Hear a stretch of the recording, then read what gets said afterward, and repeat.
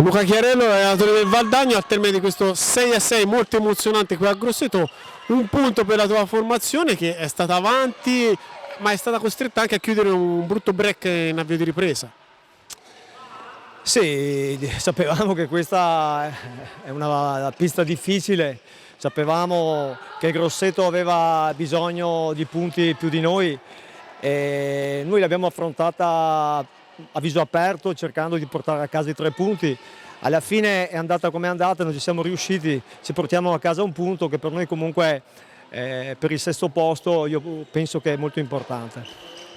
In ottica playoff mantenete la posizione, quella che vi permette di evitare, diciamo così, il turno preliminare. La formazione mi è sembrata che tutto sommato nel primo tempo ha avuto anche lo spunto giusto, è sembrata in controllo della partita, così come ha avuto per larghi tratti anche poi nella ripresa.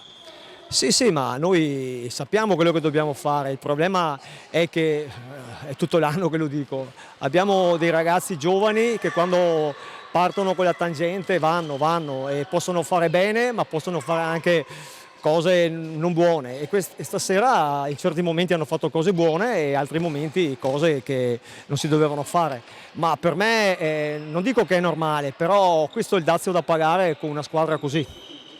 Allora, complimenti per la gara di questa sera, ci siamo divertiti tantissimo a trasmetterla, magari ci rivediamo nei playoff allora e in bocca al lupo per il futuro. Ma come hai detto te, sicuramente il pubblico si è divertito molto. Io e Massimo penso che ci siamo divertiti poco. Esatto, ci siamo divertiti poco, però un punto a testa come è l'andata e niente, pensiamo alla prossima. Allora, grazie e in bocca al lupo. Grazie e crepi il lupo.